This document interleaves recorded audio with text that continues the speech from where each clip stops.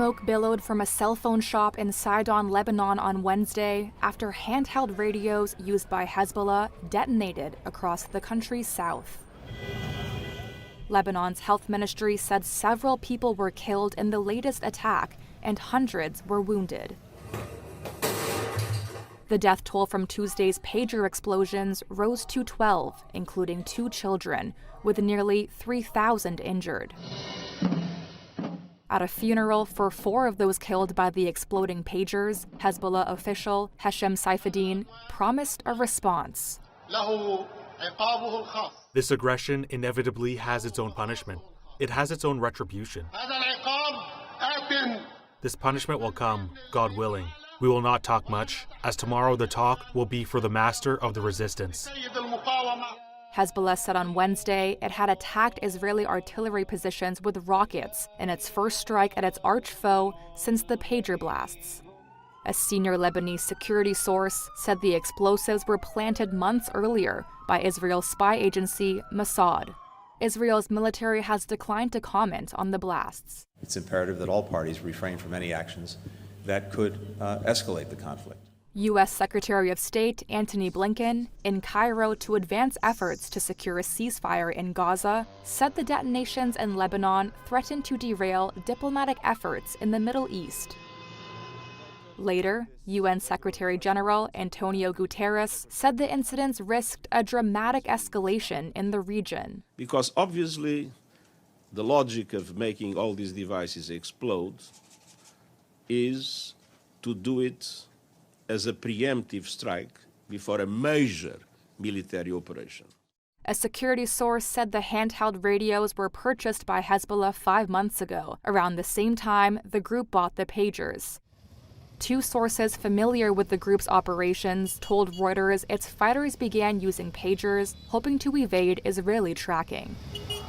A Reuters reporter in the southern suburbs of Beirut said he saw Hezbollah members frantically taking out the batteries of any walkie-talkies on them that had not exploded. Meanwhile, Israel released video on Wednesday that showed Defense Minister Gallant telling troops that more forces were being sent to the northern border, where Lebanon borders Israel, as the war moved into a new phase. Beirut eye surgeon Elias Girardet weeps as he works around the clock treating victims of the pager explosions around Lebanon. To be in the same situation again, the doctor says. It was the same scene 4 years ago, he says, referring to the deadly Beirut port blast in 2020. He tells Reuters, quote, "We hope that this will be the end. I was seeing a part of Lebanon in every patient. Every patient I was trying to restore something from Lebanon." The explosions like this one in a grocery store in Beirut have left nearly 3,000 injured. On Wednesday, Lebanon's health minister said the death toll from the blasts rose to 12, including 2 children. Doctors performed 400 surgeries on Tuesday alone. Girardet, who is also a member of Lebanon's parliament, says, quote, "My colleagues and I were in full emergency mode. We were all in the operating room without hesitation. We treated one patient after another, not just focusing on eye injuries, but everything, eyes, faces, hands, and anything we could do." While the medical system is facing many challenges like the rest of Lebanon, he says it is overcoming them and doing well. Though he adds, quote, "The fear is for what's coming. What's coming is big." His work could continue at a brisk pace as more explosions occurred around the country on Wednesday. ואני מעריך שאנחנו בפתיחה של תקופה חדשה בתוך המלחמה הזאת. ואנחנו צריכים להתאים את עצמנו, זה נכון לכולם, בוודאי למי שנמצא באוויר או שולט במה שנמצא באוויר, מפני שהאופוזיציה פה היא יותר חזקה. זה לא חמאס, זה משהו אחר, וצריך להיערך לעניין הזה כמו שצריך לקחת את זה בחשבון. אנחנו נידרש לעקביות לאורך זמן. מלחמה הזאת דורשת העזה רבה, נחישות והתמדה. ראשית, מרכז הכובד עובר צפונה. המשמעות היא שאנחנו הולכים ומסיטים כוחות, משאבים, אנרגיה לכיוון צפון. לא שכחנו את החטופים ולא שכחנו את המשימות שלנו בדרום. זו חובה שלנו ואנחנו מבצעים אותה במקביל. הפעולה הזאת מתבצעת על ידי כל הגופים, והמשימה היא משימה ברורה ופשוטה, להחזיר את תושבי היישובים בצפון אל הבתים שלהם בביטחון.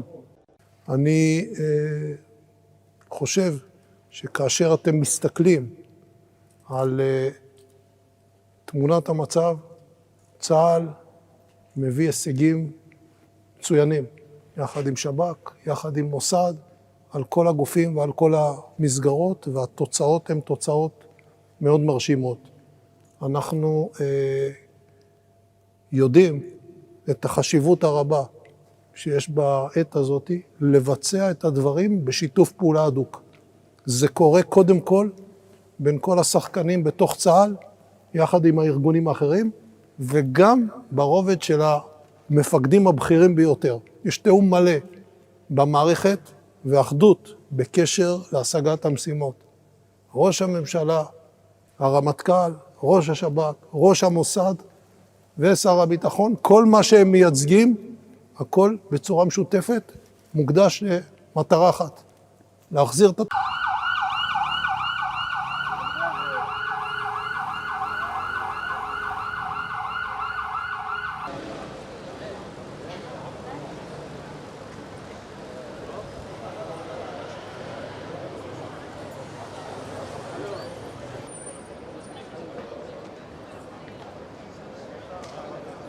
أكيد ما بنفزع، نحن فدا السيد ومعها الخط ومعها المقاومة وكل اللي عم بصير فدا إجري، أهلي وأولادي وجوزي وكلهم فدا إجري، بس إنه أكيد شيء مقلق يعني للمجتمع، بس أكيد نحن فداه، واللي كله عم بصير ما في شيء حيهزنا، ما في شيء، لا انفجرتونا نحن ولا أولادنا ولا عيالنا، ما في شيء حيهزنا، وهذا الخط نحن عليه وما حنتغير وما حنقلب وما حنزيح.